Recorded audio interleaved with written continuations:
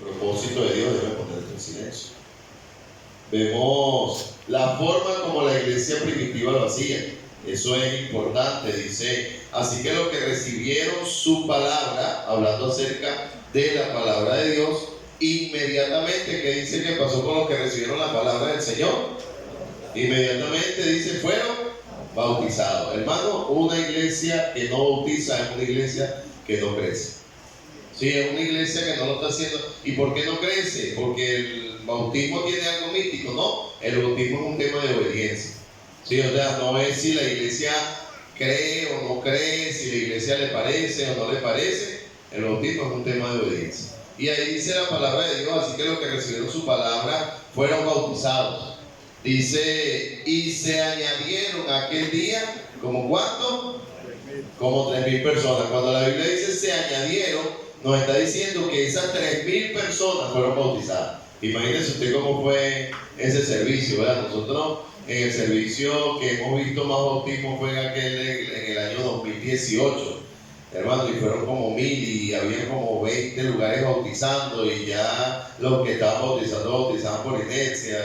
Comenzaron diciendo, yo te bautizo en el nombre del Padre, Hijo y Espíritu Santo, y de repente yo decía, Padre, Hijo y Espíritu Santo, Padre, Hijo y Espíritu Santo, una vez, porque era bastante. Pero vemos que la iglesia de Jerusalén crecía, y dice que se añadieron a la iglesia aquel día como 3.000 personas, y ahora viene el método bíblico. La iglesia de Jerusalén no se inventó nada. La iglesia de Jerusalén no se inventó nada. La palabra de Dios dice, se añadieron aquel día como 3.000 personas, y ahora dice, y perseveraban en la doctrina. Fueron enseñados. Las personas llegaban, creían, se bautizaban, eran adoctrinados, se les enseñaba la doctrina. ¿Cuál era la doctrina que le enseñaban? La de los apóstoles, porque ahí dice la Biblia, le enseñaban la doctrina de los apóstoles. ¿Y de quién habían recibido la doctrina de los apóstoles? ¿De quién habían recibido la doctrina de los apóstoles? Del Señor.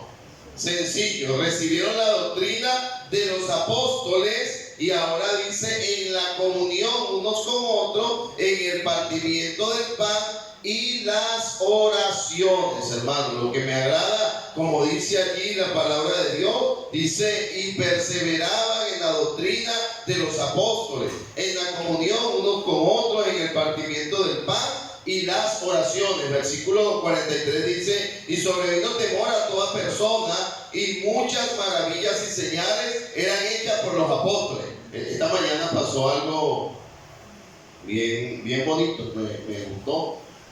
Ahí la mamá de un jovencito que yo traía a la iglesia hace muchos años, cuando comenzamos la ruta de Valle Alto, hace quizás 14 años, más, ¿verdad? Yo no era pastor ni siquiera, hace como 14 años, y nosotros íbamos y buscábamos. Wilsay tenía 2 añitos, hace 16 años, y nosotros íbamos y buscábamos a ese niño, y siempre lo traíamos a la iglesia, y su mamá nunca nos acompañó a la iglesia. Durante ese tiempo yo creo que ella nunca nos acompañó a la iglesia, hermano, pero la palabra de Dios queda allí sembrada. He visto a la señora en varios servicios que ha venido a la iglesia, y esta mañana vino y me comentó una situación que estaba pasando, y ella necesitaba tener alguna razón. Y yo le dije, bueno, creo que estaba ya conmigo, y no sé quién era otro hermano que estaba ahí esta mañana. ¿Estabas tú, qué? Kelly. Y ya, los muchachos no son testigos de lo que estoy diciendo. Y yo le dije, no se preocupe, mire, vamos a confiar en el Señor. Le conté, era algo similar a lo que había pasado, que no sabíamos de Gregorio, ni nada. Y yo le dije, ya aquí hemos visto cómo Dios obra. Aquí dijo, una hermana pasó por algo similar, y oramos, y Dios respondió. Así que tenga fe en el Señor, vamos a orar. Hermano, y en ese momento oramos y le pedimos al Señor que por favor nos diera alguna razón de lo que estaba pasando. Yo sí vi en el momento de la predicación que ella salió de la iglesia, y en ese momento recibió la llamada para saber de lo que ella estaba esperando. Y al finalizar el servicio, ella se me acercó y me dijo, pastor, Dios respondió. Oramos y ya tuve razón. Hermano, yo no estoy diciendo que porque yo oré No, estoy diciendo que porque la iglesia está haciendo lo que Dios manda, Dios obra de esa manera para que su testimonio quede patente, como decía el apóstol Pablo. Para que el testimonio quede allí. Y la palabra de Dios dice: y sobrevino temor a todas las personas, y muchas maravillas y señales eran hechas por los apóstoles. No estoy diciendo que yo soy apóstol tampoco, ¿eh? Dice: y todos los que habían creído estaban juntos y tenían en común todas las cosas. Y acá, hermano, vemos la unidad en propósito de la iglesia. Hermano, esta semana todos teníamos un solo pensar, día grande. Y se da cuenta que cuando todos nos unificamos en un pensamiento, sí se pueden lograr las cosas. Sí se dan cuenta que sí se pueden lograr las cosas. No es lo mismo que un capitán de ruta quiera reventar su ruta y esforzarse y de repente hacer su máximo trabajo y traer 20, 30, 40 personas. Pero cuando todos tenemos ese mismo sentir, todos tenemos la misma meta, todos tenemos el mismo propósito, todos tenemos la misma visión, a todos nos está quitando el sueño el mismo plan. Ahora podemos ver, hermano, la mano de Dios obrando, y ahí dice la palabra de Dios, dice que había una armonía dentro de la iglesia. El diablo es enemigo de la armonía dentro de la iglesia. Amén. Y usted y yo tenemos que estar bien conscientes de eso. Hace unas semanas, cuando el pastor Ellison vino a predicar, yo honestamente no recuerdo más nada del mensaje, pero esa palabra que él dijo era lo que yo necesitaba oír. Y el pastor Ellison dijo: el diablo es tan sucio que te hace pensar que tus amigos son tus enemigos. Sí, el diablo obra de una manera tan increíble en la vida de los cristianos y en la iglesia, que nos hace pensar que nuestros amigos son nuestros enemigos. Y eso parte desde casa. ¿Cuántas familias a veces están enemistadas y están peleando y están discutiendo? Usted sabe por qué. Mira, dos personas se juntan para servir, dos personas se juntan para hacer algo para el Señor, dos personas se juntan en un propósito. A mí me da temor cuando yo veo que dos personas están desarrollando ese vínculo de amistad, porque yo sé que pronto el enemigo va a intentar separar. ¿Sí me entiende, verdad que sí? Sí, está Jesús, ven acá. Jesús. ¿Y dónde está mi amigo fiel de Jesús? Jeremy, ¿qué pasa aquí con Jesús? Jeremy y Jesús se la pasan juntos todo el tiempo. Pero de una u otra manera, ellos pueden hacer algo para el Señor. ¿Amén? Vamos a estar despiertos. Ellos pueden hacer algo para el Señor. Tienen bastantes cosas en común. Número uno, son jóvenes. ¿Amén? Sí, bueno, juntan su fuerza y pueden hacer algo. Número dos, son solteros los dos. Y ahí se consuela uno al otro, ¿verdad? No, tranquilo, algún día te llegará algo, ¿no? Nosotros también. Y se animan entre ellos. Lo tercero que tienen en común es que son salvos, los dos son hijos de Dios. Y ahora ellos también tienen algunas otras cosas en común, como por ejemplo, a ambos les gusta la música, ambos tocan guitarra, o sea, son más similitudes que diferencias las que existen en ellos. De repente el carácter de Jeremy y de Jesús es diferente al carácter de Jeremy, pero ellos pueden juntarse y según, hermano, lo que Dios ha puesto en el corazón de cada uno, pueden fortalecerlo y hacer algo para el Señor. Pero hay alguien que no le conviene que ellos se junten para cantarle a Dios, por ejemplo. Hay alguien que no le conviene que ellos se junten para salir a ganar almas juntos. Hay alguien que no le conviene que ellos se junten para trabajar en la iglesia. El enemigo dice: no, que va, estos dos de manera individual, uno por un lado y otro por el otro, hacen algo. Si se juntan va a ser peor. Y agarra y siembra la división. Uno por un lado, otro por el otro. Jeremy por su parte, váyase, tiene razón. Jeremy tiene la razón. ¿Verdad, Jeremy, que tú tienes la razón? ¿Verdad que te equivocaba Jesús? Sí, no, y que sí. Y Jesús por su parte también tiene la razón. ¿Verdad, Jesús, que tiene la razón tú? El que está equivocado, ¿quién es? ¿Quién es el que está equivocado? Jeremy. ¿Y tú, Jesús, Jeremy, quién es el que está equivocado? Jesús. Los dos tienen razón. ¿Ganó Jesús? ¿Ganó Jeremy? No, no ganó. ¿Ganó la obra de Dios? No ganó la obra de Dios. Ganó el diablo porque logró separar a dos personas que podían hacer algo por el nombre del Señor.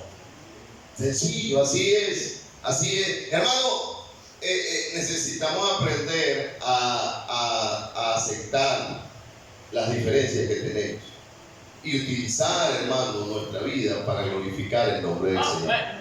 O sea, no es que yo no me junto con fulanito porque fulanito no lo hace como yo, y no me junto con Perenceo porque no me gusta de la manera que él lo hace, y no me gusta con este porque este se peina para otro lado. Y cuando venimos a ver, hermano, intentamos meternos en una cápsula o en una cúpula y pensar de que solo yo tengo la razón. Y entiéndame algo, lo único que aquí tiene la razón al 100% es la palabra de Dios, y ella nos manda a estar unidos como cristianos. Amén. Unidos como cristianos. Y ahí dice la Biblia: y todos los que habían creído estaban juntos y tenían en común todas las cosas, y vendían sus propiedades y sus bienes y los repartían a todos según la necesidad de cada uno, y perseverando unánimes.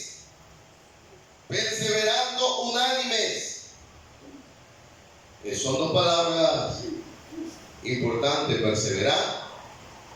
Pero no lo hacían solos, estaban juntos. O sea, quiere decir de que se animaban los unos a otros para perseverar. Unánime. Hermano, no te quedes. Vamos a echarle ganas. Yo como que no tengo ganas de ir a ganar al hermano. ¿Cómo? No te quedes, vete, vamos a echarle ganas. Y al siguiente semana no era ese que estaba desanimado, sino el que estaba animando la semana anterior fue el que se desanimó la semana siguiente. Y vino a él y le dijo: no, pues tú me estabas animando la semana pasada, ahora tú te paras y tú también te vas. Y así, hermano, es que funciona el caminar con Dios, perseverando unánime cada día en el templo y partiendo el pan en las casas. Comían juntos con alegría y sencillez de corazón. Porque yo creo que la iglesia de Jerusalén era bautista, ¿verdad? Habla mucho de comer. Los bautistas siempre andamos en una o en otra cosa. O estamos comiendo o estamos pensando en comer. Sí, esa es la mente de nosotros.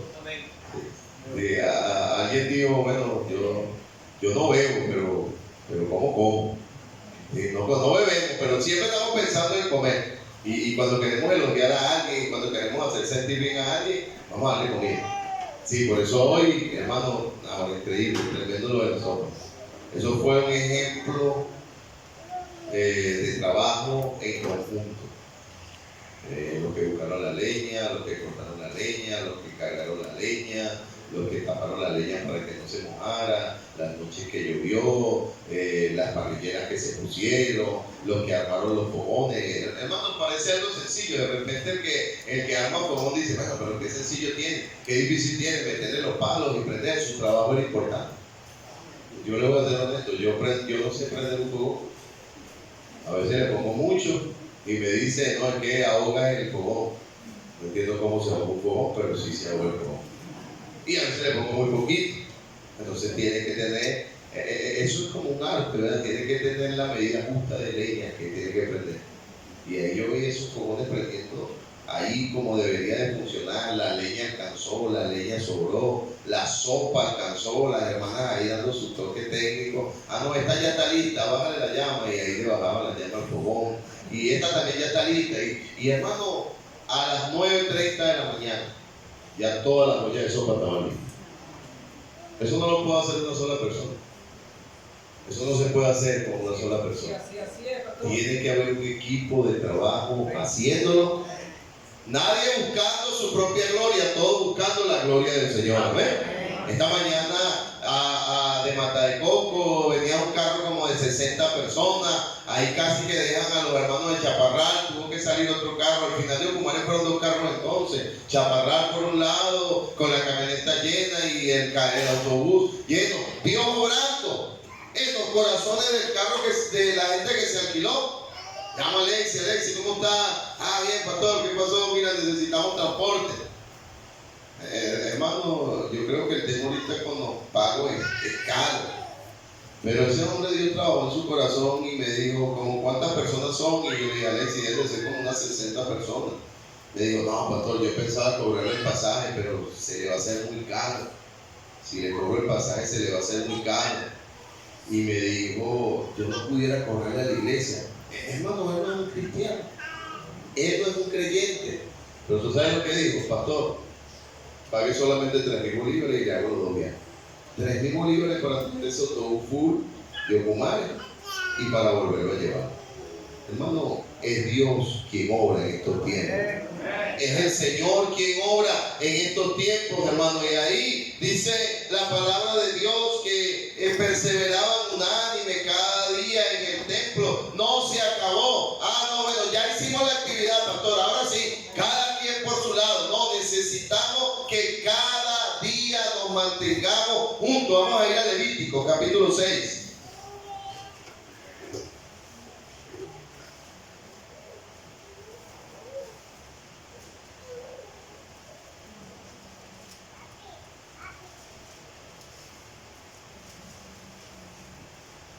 Estamos hablando acerca de la ley de los sacrificios y no hemos orado, vamos a orar. Padre, gracias, Señor, porque hoy has hecho cosas grandes y maravillosas. No hemos sido nosotros los que lo hemos hecho, nosotros simplemente hemos sido una pieza, Señor, en este tablero maravilloso, Señor, de tu obra. Gracias, Señor, por cada uno de nuestros hermanos, por insignificante que parezca el trabajo que ellos hicieron, Señor. Si ellos no hubiesen estado allí, hubiese habido mayores dificultades. Gracias por las hermanas de la cocina, Señor. Yo sé que no es fácil toda esa labor, ese trabajo y la responsabilidad que conlleva el hacer esa sopa, quizás a veces los riesgos, Señor, que pueden correr con esas grandes ollas de agua hirviendo, Señor, pero todo quedó de manera excelente, perfecta, mi Señor amado. Te damos gracias por las hermanas que ayudaron a picar las verduras, las que ayudaron a picar los alillos, los que colaboraron, Señor, para comprar la verdura, los que colaboraron para comprar los alillos, para cargarlos. Te damos gracias también, Señor bendito, por los hermanos del Ministerio del Transporte, por el trabajo que ellos pudieron hacer. Y agradezco, Señor, por los ujieres, por los maestros de escuela dominical, por los que llevaron el agua, Señor. Qué importante labor es llevar el agua, Señor bendito. Por algo sí no pudo haber dicho las personas, Señor, hubo agua. Señor, incluso usted oró y nos dio un increíble clima. Te damos gracias también por Alexis, porque fue consciente, Señor amado, y de verdad gracias porque él nos apoyó con su carro. Ayuda a que este hombre también pueda conocer de usted. Señor, bendice su carro, guárdalo en el canal o el medio que usted le ha dado a él para suplir para sus necesidades. Y él hoy, mi Dios amado, sin saberlo o aún sabiéndolo, él brinda un apoyo, Señor, bastante grande, Señor, a la obra, y oramos por él. Señor, ahora quiero animar a mis hermanos, Señor, a que continuemos haciendo la obra. Señor, hemos probado cómo funciona, Señor, cuando nos unimos en un solo propósito, tal cual como lo hacía allá la gente en la Torre de Babel, mi Dios amado, que tenían una sola lengua, tenían un solo pensamiento, tenían un solo propósito. Y usted mismo desde el cielo dijo, esta gente nada los hará desistir, y tuvo que confundir sus lenguas para detener la obra, Señor. Pero de verdad ruego que el enemigo no confunda nuestro lenguaje, que podamos mantenernos pensando lo mismo y haciendo lo mismo. Hemos probado, Señor, ver cómo tú obras. Gracias, Señor, porque aún nos has mostrado este detalle de esta tremenda lluvia que cayó hace ratico, Señor, que hubiese pasado si cae en el momento de la actividad, pero usted nuevamente se glorificó y obró de esa manera. Hoy suplicamos, Señor, tu bendición sobre cada uno de nuestros hermanos. Anima y aviva y fortalece nuestros corazones, Señor, y que podamos seguir siendo ese equipo unido para honrar y glorificar tu santo nombre. En el nombre de Cristo Jesús te lo rogamos. Amén y amén. No puede apagarse el fuego. Mira lo que dice en Levítico capítulo 6. Dice, con respecto a las leyes del sacrificio, vamos a leer desde el versículo 8 en adelante. Dice, habló aún Jehová a Moisés diciendo, mata a Aarón y a sus hijos y dile, esta es la ley del holocausto. El holocausto estará sobre el fuego encendido sobre el altar toda la noche y hasta la mañana. El fuego del altar arderá en él. Y el sacerdote se pondrá su vestidura de lino y vestidura de calzoncillo de lino sobre su cuerpo. Y cuando el fuego hubiere consumido el holocausto, apartará él las cenizas sobre el altar y las pondrá junto al altar. Y después se quitará su vestidura y se pondrá otra ropa y sacará la ceniza fuera del campamento a un lugar limpio. Verso 12 dice la palabra de Dios: el fuego encendido sobre el altar. ¿Qué dice ahí la palabra de Dios? El fuego encendido sobre el altar. ¿Qué tenía que pasar con ese fuego? Ven, no te pierdas. Me voy a poner una pistolita de agua aquí. El fuego encendido sobre el altar. ¿Qué tenía que pasar con ese fuego? No se apaga, no podía apagarse. Y ahora dice, sino que el sacerdote pondrá en él leña cada mañana y acomodará el holocausto y sobre él, y quemará sobre él la grosura de los sacrificios de paz. Hay una palabra clave en estos versículos que acabamos de leer, y la palabra clave es fuego.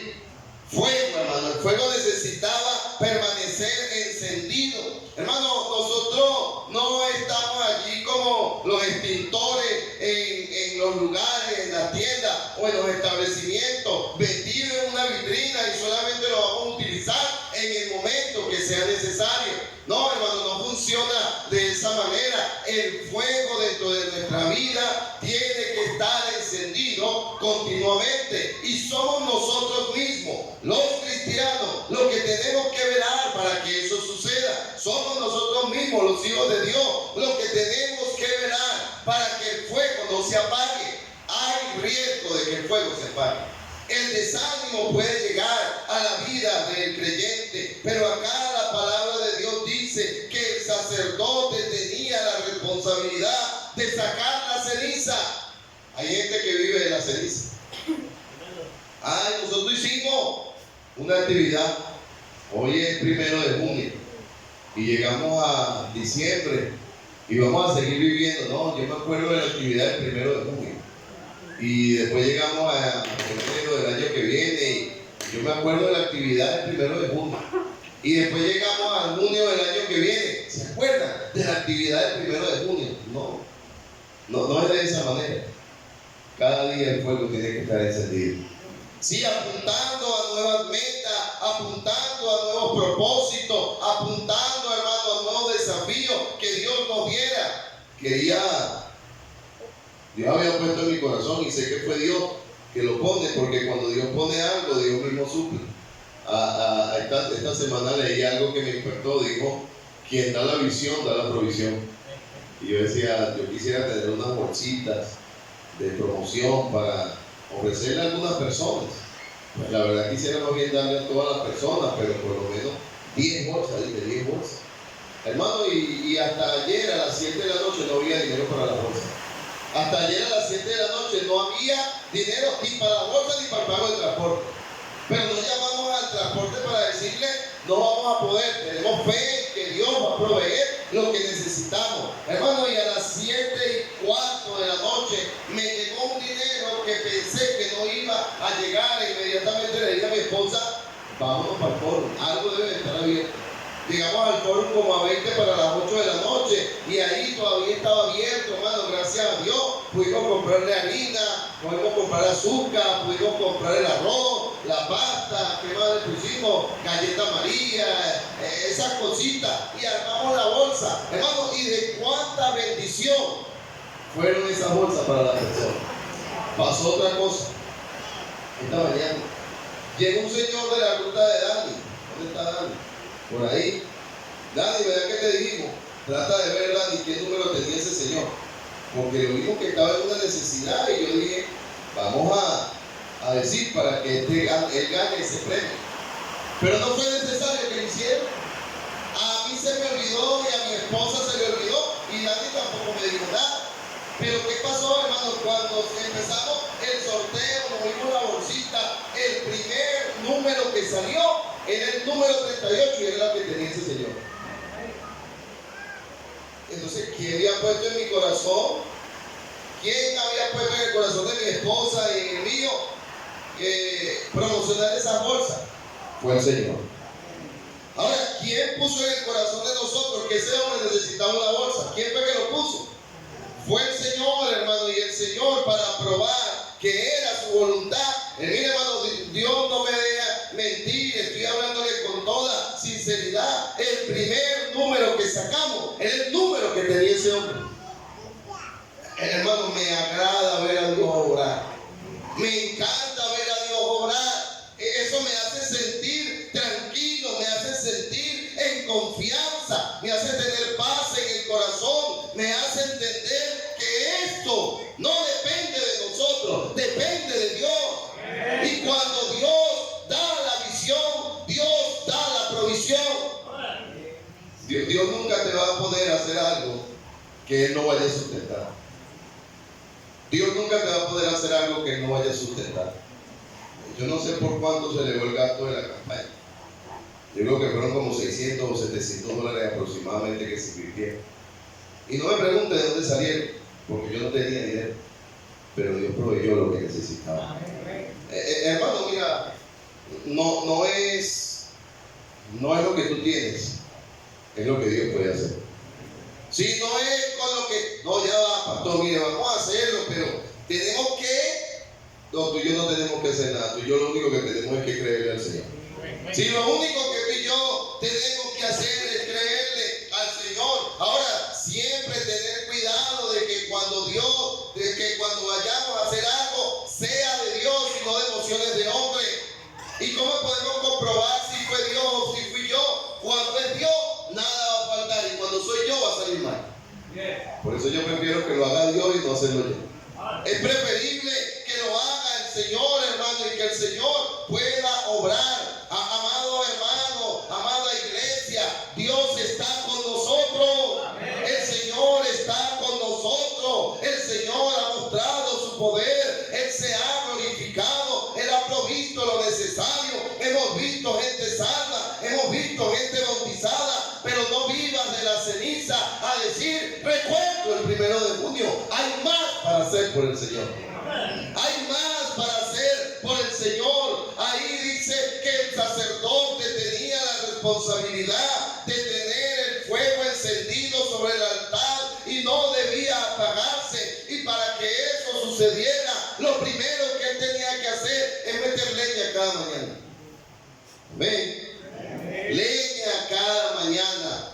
Oración, búsqueda del Señor. Eso nos hace mantener el fuego encendido. Orar y decirle, Señor, dime qué más quiere que estemos haciendo. El fuego tiene que estar encendido cada mañana, hermano, con búsqueda genuina y sincera delante de Dios. Mira, hermano, te voy a ser sincero. Yo no sentía tanto miedo al hacer una actividad como en aquella actividad del 2018. Ahorita sentí el mismo temor que en el 2018. No dormía. Me despertaba de madrugada angustiado, Señor. Y si cuando me pare a predicar, ¿qué digo? Y si lo hago mal, Señor, y si viene demasiada gente y no alcanza. Y si después no hay silla, y mi mente comenzó a trabajar en un montón de cosas que no me pertenecían a mí, le pertenecían al Señor. Pero sí me siento contento de haber sentido ese temor en el corazón. Sí, porque ya no dependía de lo que nosotros sabíamos hacer, ahora dependía completamente de lo que Dios podía hacer. Ahí compramos la verdura y gran parte de la verdura vino mala, dañada. Tranquilo, Dios va a proveer lo demás. Mira, la sopa parecía con poco. Sí, cualquiera diría, no, es que compraron carne de primera. No, hermano, eso era hueso rojo y hueso blanco también. Pero las tazas tenían carne. Sí, las tazas tenían carne. Las hermanas estaban preocupadas. Esa verdura es pura yuca. Ni la yuca se veía en la sopa. Ni la yuca se veía en la sopa. Hermano, cuando Dios lo hace, uno lo disfruta. Cuando Dios lo hace, uno lo disfruta. Pero aún viendo la mano de Dios obrar, corremos el riesgo de que el fuego se apague. Corremos el riesgo de que el fuego se disminuya. Dice que el fuego encendido sobre el altar no se apagará, sino que el sacerdote No es que el pastor tiene que hacerlo y no es que los hermanos tienen que hacerlo. Cada uno de nosotros en individual somos un sacerdote. Somos real sacerdocio, dice la Biblia. El sacerdote, dice ahí la palabra de Dios, pondrá leña cada mañana. Es lo primero. Sí, leña cada mañana sobre el altar y quemará la grosura de los sacrificios. Lo siguiente que tienen que hacer es sacar las cenizas. Y lo tercero, ahí dice que tenía que cambiarse su ropa para hacer ese trabajo. Mantenernos limpios delante de Dios. ¿Qué estaba haciendo la iglesia primitiva? ¿Qué era lo que ellos estaban haciendo en Hechos? Ellos lo único que estaban era obedeciendo. Dice versículo 46, perseverando unánime cada día en el templo y partiendo el pan en las casas, comían juntos con alegría y sencillez de corazón, alabando a Dios. Amén. Alabando a Dios y teniendo favor con todo el pueblo. Alabando a Dios y teniendo favor con todo el pueblo. Hermano, la verdad, una de las áreas más difíciles de nuestro cristianismo es tener que ceder el derecho en medio de una sociedad injusta. Pero la Biblia dice que ellos tenían favor con todo el pueblo. Y mira lo que dice la Biblia. Y el Señor añadía cada día a la iglesia los que habían de ser salvos. Yo oro porque Dios levante nuevos discípulos. Pero necesitamos crear un ambiente que cuando ellos lleguen sepan que han llegado a un lugar diferente.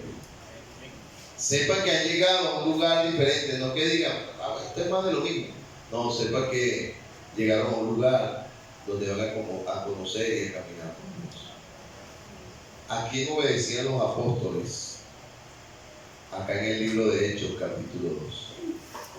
Mateo, capítulo 28. Esto era lo que ellos hacían. Hermano, Hechos 2 guarda una correlación muy íntima con Mateo 28.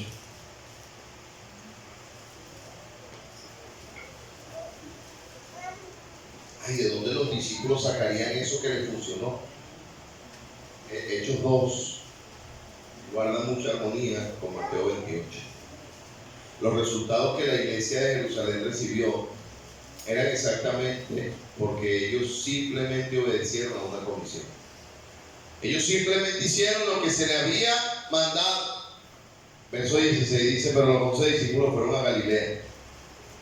Se fueron a Galilea.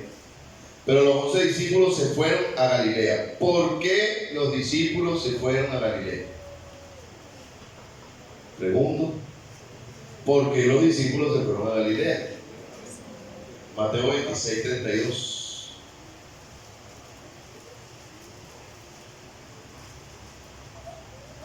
Desde el 30 dice, y cuando hubieron cantado el himno salieron al monte de los olivos. Entonces Jesús le dijo, todos vosotros os escandalizaréis de mí esta noche, porque escrito está, heriré al pastor y las ovejas serán dispersas, pero después que haya resucitado, iré a vosotros. ¿A dónde? ¿Iré a vosotros a dónde? Y ellos se acordaron que el Señor le había dicho, todos ustedes van a salir corriendo, porque van a ser un poco de cobardes, gallinas, pero después que vaya resucitado, quiero reunirlos a todos. Es más, el Señor antes de morir planificó la siguiente reunión, le dijo, voy a morir, después que muera nos vemos en Galilea. Qué ilógico, ¿verdad? Qué ilógico decirle, mira, voy a morir, pero después que muera allí como al tercer día, nos vemos en Galilea. ¿Qué cosa tan absurda, humanamente hablando? El que está muerto, dice la gente que está muerto. Pero ¿sabes qué pasó? Los discípulos recordaron que el Señor le había dicho que iba a Galilea. Y ellos sabían que Dios decía la verdad. ¿Ven? Ellos sabían que el Señor Jesús decía la verdad. No es como nosotros que decimos que vamos por un lado y la gente dice, esa es mentira, ese no va. De todas maneras nosotros sabemos que Él lo cumple. No, el Señor cumplía su palabra y la gente sabía. Es más, el Señor tenía una palabra tan confiable que aunque dijo que me voy a morir y dijo, y después nos reunimos en Galilea, los discípulos dijeron, Si Él dijo que eso iba a suceder, va a suceder. Credibilidad. Credibilidad. Que hacían los discípulos en Galilea entonces. Obedeciendo. Creyendo. Ellos fueron a Galilea obedeciendo y creyendo. Posiblemente alguien dijo, bueno, él dijo que iba a Galilea, pero ya se murió. Yo no voy. Ahí está un cierto Tomás que hizo eso. Pero el resto estaban, hermano, estaban allí, dice, pero los 11 discípulos se fueron a Galilea, al monte donde Jesús les había ordenado. Y dice, cuando le vieron, que dice allí la palabra de Dios, le adoraron. La iglesia de Jerusalén hacía era adorar al Señor, obedeciendo la forma. Y cuando le vieron, le adoraron, pero algunos dudaban. Y Jesús se les acercó y les habló diciendo, toda potestad me es dada en el cielo y en la tierra. Amén. Amén. La gran comisión es un tema de obediencia. Toda potestad me es dada en el cielo y en la tierra. Por tanto, ¿qué dice ahí la palabra de Dios? Por tanto, hermano, el ganar alma no es opcional, es un mandamiento. Me guste o no me guste, me parezca o no me parezca, quiera o no quiera, tenga ganas o no tenga ganas. La Biblia dice que hay que ir. Si yo voy, estoy obedeciendo. Y si no voy, estoy desobedeciendo. El apóstol Pablo decía, necesidad me es impuesta y ay de mí si yo no anunciara el evangelio. Era una necesidad en su vida. No hay un programa más importante dentro de la iglesia que ir a ganar almas. No hay una prioridad mayor en la iglesia que ir a ganar almas. No hay algo que amerite más inversión dentro de la iglesia que almas sean salvas. Y cualquier tiempo, cualquier dinero, cualquier estrategia que se dedique a ganar almas no es pérdida, porque la iglesia está obedeciendo. Y dice la Biblia, hay un mandamiento, hermano, a la iglesia de Jerusalén le funcionó, y a cada iglesia que se apega a lo que dice la Biblia, hermano, Dios la bendice. Yo deseo la bendición de Dios sobre nuestra iglesia, pero no va a haber bendición si no ganamos almas, hermano. No va a haber bendición si no ganamos almas. A propósito, no va a haber armonía en la iglesia si no ganamos almas. No va a haber provisión para la iglesia si no ganamos almas. Toda potestad me es dada en el cielo y en la tierra. Por tanto, y dice, y hacer discípulos. ¿Y qué hay que hacer? Discípulos. El tema de ir y hacer un discípulo se explica en la siguiente parte del versículo un poco más claro. Y hacer discípulos a todas las naciones. No es nada más en La Cabrera y no es nada más en Ocumare, es a todas las naciones. Hermano, yo tengo en mente y que el Señor nos lo conceda. Algún día ese domo de Charallave, el domo deportivo de Charallave, yo lo tengo que utilizar para hacer una actividad evangelística. Sí. Y voy a trancar esa calle, porque si llega un artista inconverso y tranca la calle y nadie puede pasar, yo creo que el Señor es digno de que nosotros también lo hagamos para el Señor. Sí, que haya muchos autobuses afuera del domo con gente entrando a escuchar el evangelio. Yo no sé cómo, yo no sé cuándo, pero yo sé que Dios lo va a hacer. Sí, yo sueño con ver Corocito lleno de gente nuevamente, hermano, como aquel año 2000, donde había muchas personas oyendo el evangelio. Y todos mis esfuerzos van a ser dedicados a eso. No sé cómo, no sé cuánto vaya a costar, pero si hay un alma que oiga a Cristo, vale la pena. Por tanto, dice la Biblia, y hacer discípulos. Ahora, ¿cuál es la fórmula?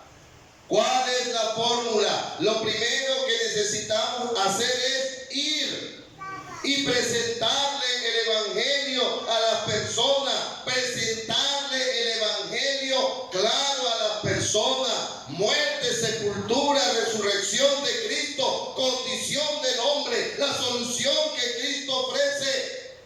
Y la persona tiene que entender de que no debe de ser condenada porque Cristo pagó por sus pecados. Y esa persona acepta al Señor como su Señor y su Salvador. No se acabó el trabajo. Ay, hermano, qué mente tan limitada tenemos en pensar de que no te invito, porque si te invito a lo mejor no vas a querer venir. Si recibió a Cristo va a querer congregarse. Si recibió a Cristo va a querer acercarse. Hoy te presento el Evangelio, te enseño cómo puedes ser salvo. Aceptas a Cristo como tu Señor y Salvador. Y paso siguiente, te invito a la iglesia. Julio, tú naciste de nuevo, tú conociste al Señor, eres una nueva criatura. Julio, necesitamos ir a la iglesia. No le diga quiere, no le diga puede, dígale mañana te busco. Con decisión, papá. Y yo voy y busco a mi nuevo. ¿Cómo que no vengas? Vamos. Julio, ya eres una nueva criatura, ya eres un nuevo convertido, ya aceptaste al Señor, ahora tienes que bautizar. Eso lo dice la Biblia. Mira, aquí en la Biblia lo dice. El caso de esta persona, aquí está un grupo de personas que se bautizaron, aquí están todos. Mira. Si tú quieres ser obediente, ahí está. Y si quieres ser desobediente, siempre. Y Julio va y se bautiza. Se sienta. Ya comenzamos a ser el discípulo. La palabra de Dios dice, por tanto, id a todas las naciones, dice, bautizándoles. Por tanto, id a ser discípulos a todas las naciones, bautizándolos en el nombre del Padre y del Hijo y del Espíritu Santo. Y ahora viene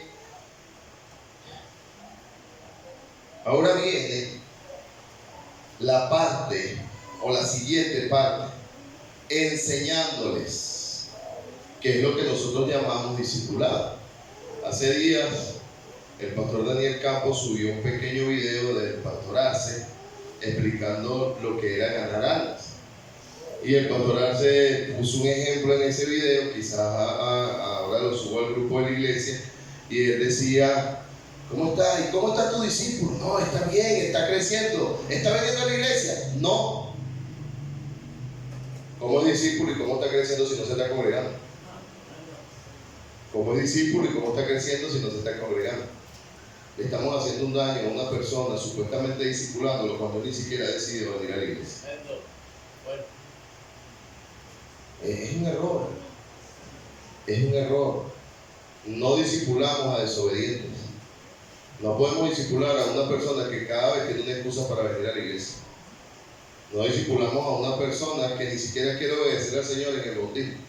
No lo podemos discipular porque él simplemente no está dando fruto digno de arrepentimiento. Ahora, si yo le predico, él dice que acepta al Señor, lo traigo para la iglesia, él se bautiza, él quiere aprender. Si no quiere aprender, pues seguimos siendo amigos. No quiere ir a la iglesia, seguimos siendo amigos. Cada vez que te vea, la única palabra que te voy a decir, ¿cuándo vamos para la iglesia? En estos días, dale pues, y sigo buscando un siguiente discípulo.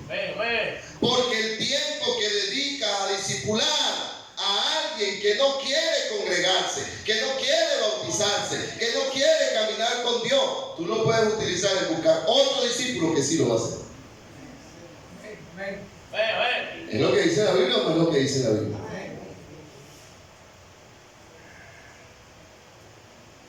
Anda, predícale, tráelos a la iglesia, bautízalos en el nombre del Padre, del Hijo y del Espíritu Santo, y después los discípulos, enseñándoles que guarden todas las cosas que os he mandado. Hoy, nuestra hermana se bautizó, ¿verdad, hermana? La hermana tiene que empezar a ser discipulada. Ella ya decidió. Tenía ya tiempo viniendo a la iglesia y dijo, ¿por qué no voy a ahora? Debe bautizarlo. Y ella no lo dijo en la cocina, ahora sí, ya decidió obedecer al Señor, ya me bauticé, ahora sí. Eso marca decisión. Eso marca decisión. Ganador de alma, no tenemos tanto tiempo como pensamos. Vamos a utilizarlo bien. A veces estamos quemando el poquito tiempo que tenemos de una manera incorrecta por no obedecer el principio bíblico, enseñándole que guarden todas las cosas que os he mandado. Y aquí yo estoy con vosotros todos los días y hasta el fin del mundo. Amén. La Gran Comisión no es un experimento. No, la Gran Comisión no es un experimento en prueba. ya ha sido probada. Y le tengo una noticia: ha funcionado. La Gran Comisión no es un experimento de prueba. Mateo 28, 16 al 20 no es un experimento. Funciona. Funciona. ¿Tú sabes quién te lo puede decir? Los hermanos de la iglesia de Jerusalén. A ellos les funcionó. Si le funcionó a los hermanos de la iglesia de Jerusalén, iglesia del Calvario, ¿tú no crees que nos pudiera funcionar a nosotros también? Aquí el tema es obediencia. Hacerlo a la manera de Dios. De hecho, a veces no depende de tanto qué hago. No, yo estoy haciendo. Ajá, pero ¿dónde están los resultados de lo que estás haciendo? Si estás haciendo pero no hay resultados, estás invirtiendo mal el tiempo. Somos administradores, mayordomos, aún de nuestro tiempo. El poco tiempo, porque nunca va a ser tiempo suficiente, el poco tiempo que le dediquemos a Dios, vamos a tratar de que sea un tiempo productivo. Y que al igual que los hermanos de Jerusalén, comencemos a ver resultados de la obra que estamos haciendo. Hermanos, la meta no era llegar al 1 de junio y olvidarnos de todo. La meta es seguir haciendo más para el Señor. Hemos probado lo que Dios es capaz de hacer hoy nuevamente. No dejes que el fuego en tu corazón se apague. Todo cerrado, toda cabeza inclinada.